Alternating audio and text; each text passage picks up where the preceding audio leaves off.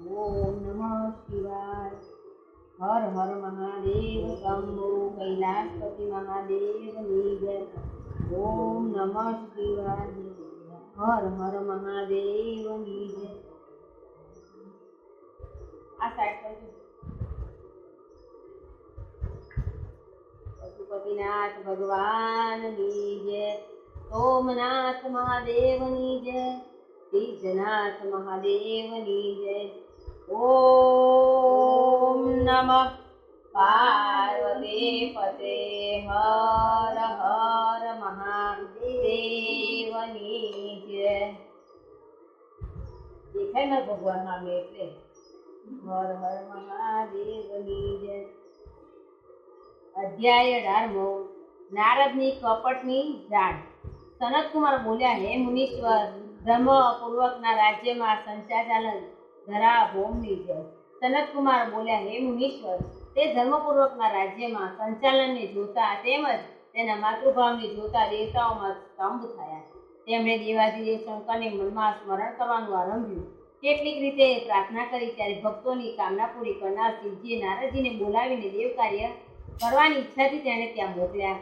શંભુ ભક્ત નારદ શિવની આજ્ઞાથી દેવપુરીમાં ગયા અને ઇન્દ્રાદિક દેવતાઓનો વ્યાકુળ થઈ શીઘ્રતાપૂર્વક નારદજીની સ્તુતિ કરવા લાગ્યા. ઉત્કૃષ્ટતા ભરી દ્રષ્ટિએ બધાને નારદજી તરફ જોયું. પોતાના સર્વ દુઃખોને કહીને દૈત્યોનો નાશ કરવાને માટે પ્રાર્થના કરી. નારદજીએ કહ્યું, હે હું સર્વ જાણું છું.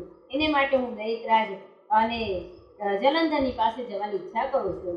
આમ કહેતા નારદજી દેવતાઓના આશ્વાસન આપી જલંધરની સભામાં આવ્યા. જલંધરે નારદજીના ચરણોમાં પૂજા કરી હસતા હસતા તે બોલ્યા, બ્રહ્મણ, કહો આપ ક્યાંથી આવી રહ્યા છો? તેને આપે ક્યાં શું જોયું? કોઈ પ્રયોજનથી આવ્યા છો? મારે યોગ્ય જે હોય તેની આજ્ઞા આપો. જલંધર આ પ્રકારના વચનો સાંભળી નારદજી પ્રસન્ન થયા અને બોલ્યા, હે દાનવરાજ મહાબુદ્ધિ માન જલંધર, હે તમે ધન્ય ધન્ય છો, કારણ કે આ સમયે સર્વ લોકોના રત્નોના ભોગતા એક છો. અને હે દૈત્ય શ્રેષ્ઠ, આપ મારા આગમનનું કારણ સાંભળો, જેને માટે હું અહીં આવ્યો છું. દૈત્યરાજ, હું સ્વેચ્છાથી કૈલાસ પર્વત પર ગયો હતો, જ્યાં 10,000 યોજન પથરાયેલું કલ્પવૃક્ષ વન છે. ત્યાં મેં સેકન્ડો કામધેનું ચડતી જોઈ તથા એ જોયું કે તે ચિંતામણીથી પ્રકાશિત પરમ દિવ્ય અદ્ભુત અને ચારે કોરથી સુવર્ણમય ક્રાંતિ માન તે વનમાં તે મેં પાર્વતીજીને સાથે બેઠેલા શિવને પણ જોયા. એ સ્વરાંગ અને સુંદર સૌરવર્ણ અને ત્રિનેત્ર છે અને મસ્તક ઉપર તેને ચંદ્રમાને ધારણ કર્યો છે. આ જોઈ મને આશ્ચર્ય થયું કે આના જેવો સમૃદ્ધિવાન ત્રૈલોક્યમાં કોઈ છે કે નહીં. હે દૈત્ય, આ સમયે મને તમારી સમૃદ્ધિ સ્મરણ થઈ આવી અને એને જોવાની ઈચ્છા થઈ અને હું તમારી પાસે ચાલ્યો આવું છું. આ સાંભળી જલંધર તો ઘણો હર્ષ થયો. તેણે નારદને પોતાની સર્વ સમૃદ્ધિ બતાવી. તેને જોઈને દેવતાનું કાર્ય સાધન કરવાની ઈચ્છાવાળા શિવ પ્રેરિત નારદ જલંધરની ઘણી પ્રશંસા કરી અને કહ્યું, હે નિશ્ચયપૂર્વક તમે ત્રૈલોક્ય પતિ થવાને માટે યોગ્ય હતા. તમારા માટે કાંઈ વિચિત્રની વાત નથી. હું જોઉં છું કે તમારી પાસે હવે બધું જ છે, કોઈ પણ વાતની કમી નથી. ઐરાવત તમારા પાસે છે, પુષ્પશ્રવા ઘોડો તમારી પાસે છે, કલ્પવૃક્ષ કુબેરની નિધિ તમારા ઘરમાં છે, મણિ અને રત્નોના ઢગલા તમારી પાસે છે, અને ધૂળલોકમાં પાતાળ અને પૃથ્વી પર જેટલા રત્નો વગેરે છે તે તમારા છે. હું તમારા આ પ્રકારનો કોઈ રત્નો વગેરે ઐશ્વર્યનું જોઈને પ્રસન્ન થયો છું, પરંતુ તમારી કોઈ સ્ત્રી રત્ન નથી. તેમાં વિના સર્વ તમારું આ ફીકું છે. તમે કોઈ સ્ત્રીનું રત્નનું ગ્રહણ કરો. આ પ્રમાણે નારદના વચનો સાંભળી દૈત્યરાજ કામથી વ્યાકુળ થઈ ગયા. તેમણે નારદને પ્રણામ કરીને પૂછ્યું, એવી સ્ત્રી ક્યાં મળે છે જે સર્વ રત્નોમાં શ્રેષ્ઠ હોય? જો આવું જ્યાં રત્ન ક્યાંય મળતું હોય તો આપની આજ્ઞાથી હું તેને અવશ્ય લાવીશ. નારદજીએ કહ્યું, આવું રત્ન તો કૈલાસ પર્વત પર યોગી શિવજી પાસે છે. તેમની સર્વાંગ સુંદર પત્ની દેવી પાર્વતી ઘણી મનોહર છે. તેમના સમાન સુંદરી હું કોઈને જોતો નથી. મારા વિચારથી આવું સ્ત્રી રત્ન તો શિવજી એની પાસે જ છે અને તે સાચા બુદ્ધિમાન અને તેમના રત્નોની ઉપમા ત્રણેય લોકમાં ક્યાંય નથી. પરમ વિરક્ત અને આત્મા રામ શિવજી પણ તેના વશમાં થઈ ગયા છે. આ દૈત્યના પ્રમાણે કહીને દેવ કાર્ય કરવાની ઈચ્છાથી આકાશ માર્ગે ચાલતા થયા. અધ્યાય 18મો. સમાપ્ત. અધ્યાય 19મો. દૂત અને સંવાદ. વ્યાસજી બોલ્યા, હે સર્વજ્ઞ સનતકુમાર, દૈત્યરાજે પછી શું કર્યું? મારે એ વાત વિગતે જાણી છે. આપ તે વિષયમાં મને કહો.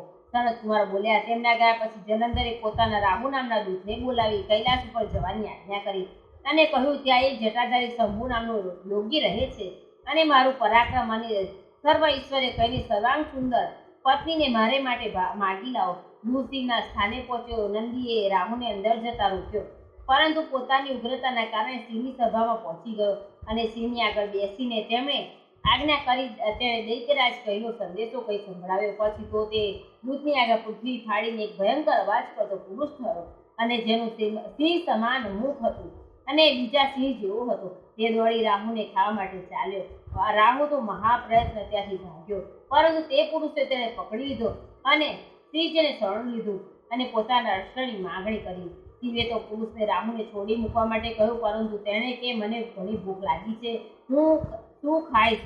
મહેશ્વરે કહ્યું, જો તને ભૂખ લાગી હોય તો તું તારા હાથ પગનું ભક્ષણ કરી લે અને તૃપ્ત થા. સિંહની આજ્ઞાથી પુરુષ તરત જ પોતાના હાથ પગનું ભક્ષણ કરી ગયો. હવે માત્ર તેનું માથું જ બાકી રહ્યું. ત્યારે એનું આવું કૃત્ય જોઈ સિંહ પ્રસન્ન થયા. તેણે પોતાની આજ્ઞાના પાલક જાણીને પોતાના પરમ ગણ બનાવી દીધો અને કહ્યું કે મારી પૂજા વખતે તારી પણ પૂજા થશે. જે લોકો તારી પૂજા નહીં કરે તેઓ મારી પૂજાનું ફળ પ્રાપ્ત કરશે નહીં. સિંહજી તો પાસે ગયા પ્રમાણે વરદાન પ્રાપ્ત કરી. એ પુરુષે ઘણી પ્રસન્નતા થઈ. તે દિવસથી તે સિંહના દ્વારે સ્વકીર્તિ મુખ નામનો ગણ થઈને રહેવા લાગ્યો. અધ્યાય 19મો સમાપ્ત. વ્યાસે કહ્યું કે હે શરદકુમાર, તમે તો પરમ અને પાવન મહાપ્રભુ શંકરની અદ્ભુત કથા સંભળાવો. કૃપા કરી અને મને કહો તે સમય રાહુ તેને છોડીને ક્યાં ગયો? તે કહ્યું, જ્યારે અમિત તેજવાળા વ્યાસે મહામુનિ આ પ્રમાણે પૂછ્યું ત્યારે સનતકુમારે કહેવા લાગ્યા કે તેમનાથી છૂટ્યા પછી તે રાહુ નામથી પ્રસિદ્ધ થયો અને પોતાના નવો જન્મ પ્રાપ્ત કરી પોતાને તેને ધન્ય માન્યો તથા ધીરે ધીરે જલંધર પાસે ગયા. ત્યાં જઈને તેણે શ્રીજીની સર્વ ચેષ્ટાઓ કહી. તે સાંભળીને દૈત્યરાજ ઘણો ક્રોધ આવ્યો. તેણે દૈત્યોને સેનાને સજ્જ કરવાની આજ્ઞા આપી. કાલનેમી, શુંભ અને નિશુંભ વગેરે સર્વ દૈત્યો તૈયાર થવા લાગ્યા. એકથી એક મહાબલી દૈત્ય કરોડોની સંખ્યામાં નીકળીને યુદ્ધને માટે તૈયાર થયા. મહાપ્રતાપી સિંધુ પુત્ર શ્રીજીની સાથે યુદ્ધ કરવા માટે નીકળ્યો. એના આગળ મહર્ષિ શુક્રાચાર્ય અને છિન્ન મસ્તક રાહુ હતો. તે સમયે જલંધરનો મુકુટમણી ખસીને નીચે પડ્યો. આકાશમાં મેઘ છવાઈ ગયો ને ઘણા ઘણા અશ્રુકણ થવા લાગ્યા. આ બાજુ તો ઇન્દ્રાદિક સર્વ દેવતાઓને એકત્ર થઈને કૈલાસ ઉપર શિવજીની પાસે પહોંચ્યા અને સર્વ વૃત્તાંત કહ્યું. એ પણ કહ્યું કે આપે જલંધરી સાથે યુદ્ધ કરવા માટે વિષ્ણુને મોકલ્યા હતા. તેઓ તો તેમના વશવર્તી બની ગયા છે. તેઓ લક્ષ્મી સાથે જલંધર ઘરમાં નિવાસ કરે છે. હવે દેવતાઓનું તો ત્યાં રહેવું પડે છે. અમે તો તમારી આગળ ચોરી છુપીથી આવ્યા છીએ. હવે તે બળવાન સાગર પુત્ર આપણી સાથે સેવા કરવા માટે આવી રહ્યો છે. આપ તેને મારીને અમારા સર્વનું રક્ષણ કરો.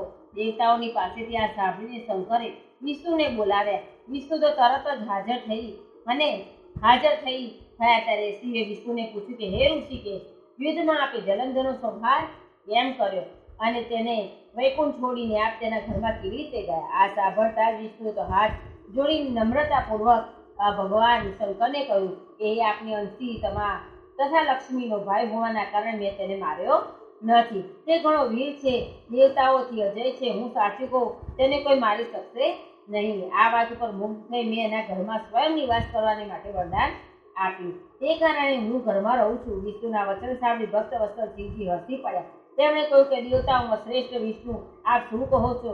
હું એ દૈત્ય જલંધરને અવશ્ય મારીશ. એમાં કોઈ પણ સંદેશ નથી. આપ સર્વ દેવતાઓમાં જલંધરને મારા દ્વારે મરેલો જોઈને પોતાના સ્થાને જાઓ.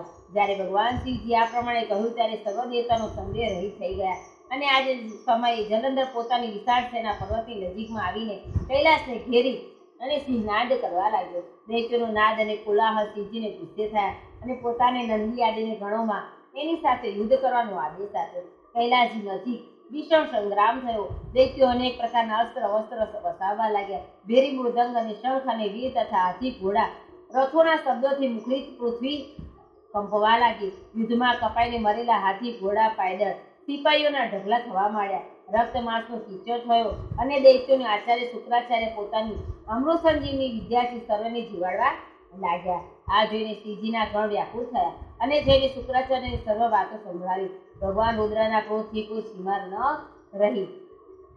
એ પોતાના ભયંકર રૂપથી દિશાઓને પ્રજ્વલિત કરવા લાગ્યા. તે સમયે તેમના મુખથી ભયંકર કૃત્યોથી ઉત્પન્ન થઈ, જેની બંને ભુજા તાલ ઉછળા જેવી હતી. તે યુદ્ધમાં જઈ સર્વ અસુરોનું ચરવણ કરવા લાગી. આમ ફરતા ફરતા યુદ્ધભૂમિ ઉપર ભૃગુની પાસે ગઈ અને તેમને પોતાની યોનિમાં છુપાવી દીધા. પછી તો એ અંતર ધ્યાન થઈ ગયા. શુક્રાચાર્ય આમ ચાલ્યા જવાથી દૈત્યનું મુખ મલિન થઈ ગયું. તે યુદ્ધ છોડીને ભાગ્યા. આ પછી તેમના શુંભ, નિશુંભ, કાલનેમી અને સેનાપતિઓ અને પોતાના ભાગમાં વીરોને રોક્યા. સિંહગણો ઉપર કઠિન પ્રહાર કરવાનો પ્રારંભ કર્યો. એવા જ રોક્યા કે સિંહગણો પર કઠિન પ્રહાર કરવાનો પ્રારંભ કર્યો. એવા જ સિંહના નંદી અને વીરગણોને પણ, જેવા ગણેશ સ્વામી કાર્તિક એ પણ હતા, પોતાના ગણોને રોકીને દૈત્યોની સાથે ભીષણ યુદ્ધનો આરંભ કર્યો. અધ્યાય 20 સમાપ્ત. હર હર મહાદેવની જય. વાંચ્યું સાગરદા? વાંચ્યું છે? થોડું બે વાંચ્યું.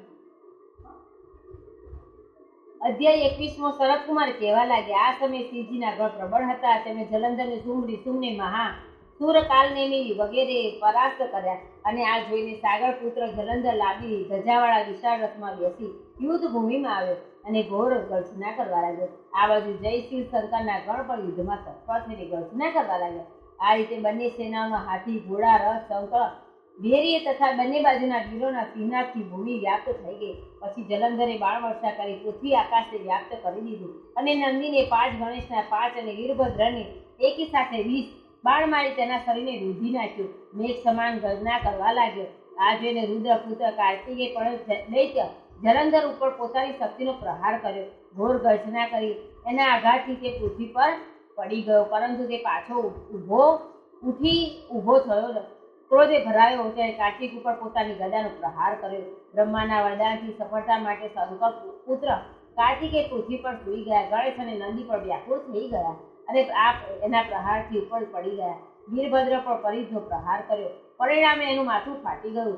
ઘણું લોહી વહેવા લાગ્યું. વીરભદ્ર વ્યાકુળ થઈને ધરાશયી બન્યા. ત્યારે વીરભદ્રને પૃથ્વી પર પડેલા જોઈને શ્રીજીના ગણો વિચલિત થઈને સંગ્રામ ભૂમિ છોડીને નાચવા લાગ્યા. અધ્યાય 21 સમાપ્ત. સનતકુમાર બોલ્યા, હવે રુદ્ર રૂપ મહાપ્રભુ શંકર તે ગણોની સાથે નંદી ઉપર સવાર થઈ હસતો હસતો યુદ્ધભૂમિમાં આવ્યા. તેમને આવેલા જોઈને તેમના હારેલા થાકેલા ગણો પાછા ફર્યા. સિંહ નાદ કરતા કરતા પોતાના આયુધની સાથે દૈત્યો ઉપર પ્રહાર કરવા લાગ્યા. ભીષણો રૂપધારી રુદ્રને જોઈને દૈત્યો ભાગવા લાગ્યા. ત્યારે યુદ્ધમાં પોતાના દૈત્યોને પરાળ મુખ થતા જોઈને જલંધર હજારો બાણોથી છોડતા શ્રીજી તરફ દોડ્યો. એટલામાં શ્રીજીએ જલંધરની બાળજાને કાપી નાખ્યું. પોતાના ગણોને નિર્ભય બનાવ્યા. પોતાના અન્ય બાળોથી આધીથી દૈત્યોને પીડિત કરી નાખ્યા અને અડુગરોના નામના દૈત્યને પોતાના પડશુથી મારી નાખ્યો. બાલહકનું પણ માથું કાપી નાખ્યું અને ભસ્મ પણ માર્યો ગયો. સિંહગણ વિશાખા દ્વારા પ્રચંડ નામનો દૈત્યને માથું કાપી નાખવામાં આવ્યું. કોઈકને શ્રીજીના નંદીને માર્યો અને કોઈક બીજાએ તો બાણોથી ઘવાઈ મરાયા. આ જોઈ જલંધર પોતાના શુભાદિક દૈત્યોને ધિક્કાર કરવા લાગ્યો. ભયભીતે ધૈર્ય બંધાવા લાગ્યો. એ પછી કોઈ પણ રીતે એ ભયગ્રસ્ત દૈત્યો શુદ્ધ કરવા માટે આવતા ન હતા. દૈત્ય તો સેના પલાયન થઈ ગઈ અને દૈત્યો શુદ્ધ કરવાની માટે આવતા હતા. ત્યારે મહાક્રોધી જલંધર શ્રીજી પોતાના બાજુએથી લલકારવા લાગ્યો. ત્યારે તો તેણે 17 બાણો વડે સિંહને વીંધી નાખ્યા. બીજા ઘણા બાણો વરસાવા. શ્રીજી તેના બાણોને કાપતા રહ્યા. ત્યાં સુધી તમે તો જલંધરની ધજા, છત્ર અને ધનુષ્ય કાપી નાખ્યા. પછી 7 બાણોથી તેના શરીરમાં પણ તીવ્ર આઘાત પહોંચાડ્યો. ધનુષ્ય કપાતા જલંધરે ગદા ઉપાડી અને શિવ પર પ્રચંડ બાણ મારી તેની ગદાની ભૂકો કર્યો. ત્યારે તેને થયું કે શ્રીજી મારા કરતાં પણ વધુ બળવાન છે. તેથી તેણે ગંધર્વી માયા ઉત્પન્ન કરી. અનેક ગંધર્વો તેમજ અપ્સરાઓ પણ પ્રગટ થયા. વેગ, મૃદંગ અને વાજિંત્રો સાથે નૃત્ય ગાન થઈ વગેરે થવા લાગ્યું. તેથી પોતાના ગણો સહિત રુદ્ર મોહિત થયા અને એકાગ્ર બની તેમને બંધ કરી દીધું. પછી તો કામ મોહિત જલંધર ઘણી બધી શીઘ્રતાપૂર્વક ત્રિનેત્ર શ્રીજીનું પણ રૂપ ધારણ કરીને વૃષભ ઉપર બેસી પાર્વતી પાસે આવી પહોંચ્યા. અને આ બાજુ તો પાર્વતી પોતાના પતિ શ્રીજીને આવતા જોયા તો સખ્યોનો ત્યાગ કરી તે આગળ આવ્યા. અને તે જોતા કામ તો જલંધરને વીર્યપાત થઈ ગયો અને પતનથી તેનું જળ થઈ ગયું. પાર્વતીએ તેને દાનો મારે તે અંતર ધ્યાન થઈને ઉત્તરે આવેલા માનવ સરોવર તરફ ગયો. ત્યારે તો પાર્વતી જોતા ફરી પાછો તે શ્રીજી તરફ ચાલ્યો આ બાજુ પાર્વતી વિષ્ણુને બોલાવીને દૈત્ય જલંધરનું આ કૃત્ય કહ્યું અને પૂછ્યું કે તમે આ જાણો છો? ભગવાન હાથ જોડીને સિંહ નમાઈ ઉત્તર વાળ્યો, આપણી કૃપાથી મને સર્વ જ્ઞાન છે. હે માતા, હવે આપની આજ્ઞા આપો તો તે પ્રમાણે હું પાલન કરું. જગત માતા વિષ્ણુને કહ્યું, હે દૈત્ય, જે માર્ગે ખોલ્યો છે તેનું અનુસરણ યોગ્ય છે. હું તમને આજ્ઞા આપું છું, તમે જઈને તેની સ્ત્રીનું પતિવ્રત ભ્રષ્ટ કરો. આ દૈત્ય ત્યારે જ મળશે. પાર્વતી આજ્ઞા થતા વિષ્ણુએ તેને શિરોધાર્ય કરી છલ કરવા માટે જલંધરના નગર તરફ ચાલ્યા. અને અધ્યાય 22 સમાપ્ત. વ્યાસ બોલ્યા, હે સનત કુમાર, હે સર્વજ્ઞ, આપ કહો છો કે ભગવાન ત્યાં જઈને શું કર્યું? તેમણે ધર્મનો ત્યાગ કરી કેવી રીતે કર્યો? સનત કુમાર ઉત્તર આપતા કહ્યું કે જલંધરના નગરમાં જઈને વિષ્ણુએ એની પતિવ્રતા સ્ત્રી વૃંદાના પતિવ્રતાનો ભંગ કરવાનો વિચાર કર્યો અને નગરમાં ઉધારમાં જઈને રહ્યા અને રાતના તેને સ્વપ્નમાં આવ્યું કે તેમની માયા અદ્ભુત પદ્ધતિથી આ જલંધરની પતિ રાત્રે સ્વપ્નમાં જોયો. તેનો પતિ માથામાં તેલ લગાવીને નગ્ન થઈ મહર્ષિ ઉપર બેઠો હતો. તેના કાળા રંગના ફૂલોની માળા પહેરી હતી. તેની ચારે બાજુ હિંસક જીવ છે. માથું મોડાવી અંધકાર દક્ષિણ દિશામાં તરફ જઈ રહ્યો હતો.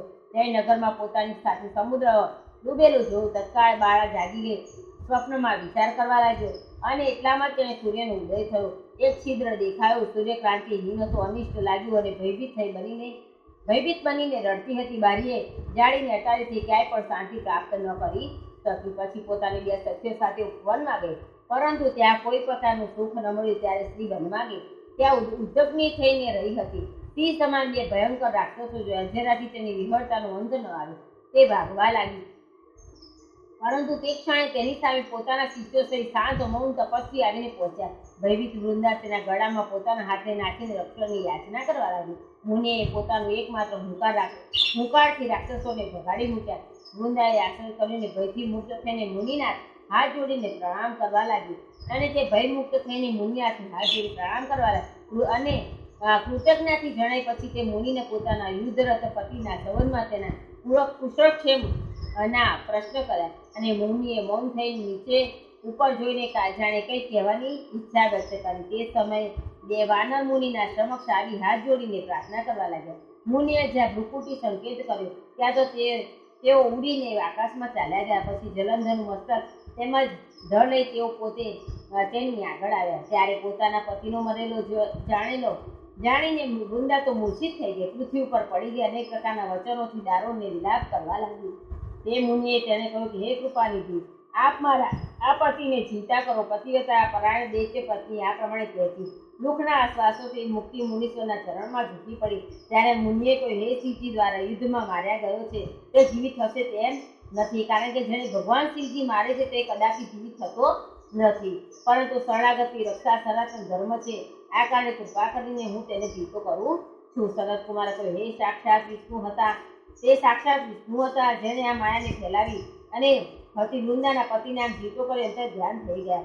સાગરત્માએ ઉઠીને વૃંદાએ આલિંગન આપ્યું. તેનો મુખ ચૂમીને વૃંદાને પતિને જીવિત જાણીને અત્યંત હર્ષ પામી અને અત્યાર સુધીમાં વાતોનો સ્વપ્નમાં માનવા લાગી. પછી વૃંદા સકામ બનીને ઘણા દિવસ સુધી તે વનમાં રમણ કરતી રહી. પછીના એકવારના સંભોગકાળમાં અંતમાં વિષ્ણુએ જોઈને તે બોલી, હે પરાય સ્ત્રીના ગમન કરનાર વિષ્ણુ, તમારા સ્ત્રીને ધિક્કાર છે. મેં જાણી લીધું હતું કે મારી તપસ્વી તમે જ હતા. હે વ્યાસજી, અમે એમ કહી અત્યંત ક્રોધિત થઈને તેને પોતાનું તેજ પ્રગટ્યું અને શાપ આપ્યો કે તમે મારી જે બે રાક્ષસ મને બતાવ્યા હતા તે બે રાક્ષસો કોઈ તમે તમારી સ્ત્રીનું હરણ કરશે. તેના વિરોધમાં તમને વાનરોની સહાયતા લેશો, વનમાં ભ્રમણ કરશો અને સર્વસ્વ જે તમારો શિષ્ય થયો છે ત્યાં તમને પણ સાથ આપશે. એ પ્રમાણે કહેતી પતિવ્રતા વૃંદાએ વિષ્ણુ દ્વારા મનાઈ કરવા છતાં પણ અગ્નિમાં પ્રવેશ કર્યો. બ્રહ્માદિ દેવતાઓ આકાશમાંથી એની સંગતિ દેખવા લાગ્યા. વૃંદાના શરીરને તેજ પાર્વતીના શરીરમાં ચાલી ગયું અને આકાશમાં જય જય શબ્દ થવા લાગ્યો. પતિવ્રતાના પ્રભાવથી વૃંદાએ મુક્તિનું પ્રાપ્ત કરી. અને અધ્યાય 23 સમાપ્ત. વ્યાસજીએ કહ્યું, હે તાત, આ પછી યુદ્ધમાં શું થયું તથા દૈત્ય કેવી રીતે મારે ગયો? કૃપા કરી મને અદ્ભુત કથા સંભળાવો. સનત કુમાર બોલ્યા, જ્યારે પાર્વતી તારી અદ્રશ્ય થઈ ગઈ છે, ગાંધી માયા વિલીન થઈ ગઈ, ત્યારે ભગવાન વૃષભદેવ ચૈતન્ય થઈ ગયા. તેમને લોક ત્યાગથી વ્યક્ત કરતા ઘણો ક્રોધ કર્યો. પછી વિસ્મિત મળવાવાળા શિવજી જલંધર સાથે યુદ્ધ કરવા લાગ્યા. જલંધર શિવજીના બાણોને કાપવા લાગ્યો, પરંતુ જ્યારે તે બાણને કાપી ન શક્યો ત્યારે શિવજી મોહિત કરવાને માટે માયાવી પાર્વતી બનાવી પોતાના રથ ઉપર બાંધી લીધી, જે શુંભ નિશુંભ દ્વારા બાધ્યમાન હતી અને વિલાપ કરતી. ત્યારે પોતાની પ્રિય પાર્વતીને કષ્ટમાં જોઈને લૌકિક લોકોની શ્રીજીની વ્યાકુળ થઈ ગયા. તેમણે જાજન્યવાન ભયંકર રૌદ્રરૂપ ધારણ કર્યું. હવે તેમના રૌદ્રરૂપને જોઈને કોઈ પણ દૈત્ય તેમની સામે ઊભા રહેવા માટે સમર્થ ન હતા. બધા છુપાતા ભાગતા ફરતા ત્યાં સુધી શુંભ નિશુંભ યુદ્ધમાં ઊભા રહેવા માટે સમર્થ ન રહ્યા. જલંધરની બધી માયા ક્ષણ માત્રમાં નાશ પામી અને રણસંગ્રામમાં ચારેકોર અને હાહાકાર થવા લાગ્યો. શ્રીજીએ ભાગતા શુંભ નિશુંભને શાપ આપી ઘણા ધિક્કાર્યા અને કહ્યું, તમે બંને દુષ્ટ છો, તમે મારો અપરાધ કર્યો છે. તમે પાર્વતીને મારતા હતા અને હવે યુદ્ધથી ભાગો છો. ભાગતા ભાગતા મારો એક પાપ છે. હવે હું તમને નહીં મારું, પરંતુ ગૌરી તમને મારશે. શિવના આ પ્રમાણે કહેવાથી સમુદ્ર પુત્ર જલંધર ક્રોધથી અગ્નિથી જેમ સળગી ઉઠ્યો. ત્યાં શ્રીજીની ઉપર ઘોર બાણો વરસાયા. પૃથ્વી પર અંધકાર પ્રગટ થયો. ત્યારે આ દૈત્યની આ પ્રમાણેની ચેષ્ટા જોઈને શ્રીજી ઘણા બધા જ ગુસ્સે થયા અને એમણે પોતાના પગમાં અંગૂઠાથી બનાવેલો સુદર્શન ચક્રને ચલાવી ને તેને માથું કાપી નાખ્યું. એક પ્રચંડ અવાજ સાથે મસ્તક પૃથ્વી ઉપર પડી ગયો. મહાન હાહાકાર વર્તાયો. અંજન પર્વતની જેમ તેના શરીરની બે ભાગ થઈ ગયા અને લોહીથી યુદ્ધ ભૂમિ ભીની ભીની બની. પૃથ્વી વિહળ બની અને જીવાત્માથી એનું લોહી માંસ અને મહારોવ જઈને તેનો રક્ત પૂર્ણ થયો તથા એના શરીરનું તેજ નીકળી શ્રીજીના શરીરમાં પ્રવેશ પામ્યું.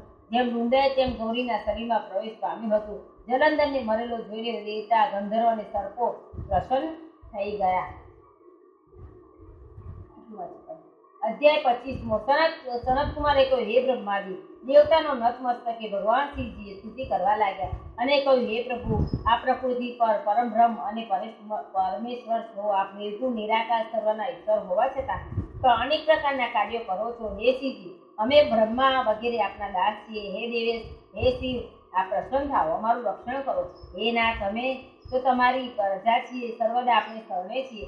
સનતકુમાર કહેવા લાગ્યા, જ્યારે આ રીતે બ્રહ્મા વગેરે સર્વ દેવતાઓ અને મુનિઓ અનેક પ્રકારના રીતે સ્તુતિ કરતા ચરણ કમળનું તેઓ ધ્યાન કરતા મૌન થઈ ગયા. ત્યારે સાંભળી દેવતાઓને વરદાન આપી શિવ અંતર ધ્યાન થઈ ગયા. પશ્ચાત શ્રીજીના યશનું ગાન કરતા બધા દેવતાઓ પ્રસન્નતાપૂર્વક પોતાના સ્થાને ગયા. મહાદેવ સાથે જલંધરનું આ યુદ્ધ ચરિત્ર ઘણું જ પુણ્યપદ અને સર્વ પાપ નાશ કરનારું છે અને સર્વને સુખ આપનારું, સુખદાયક અને મહેશ પણ આનંદ આપનાર છે.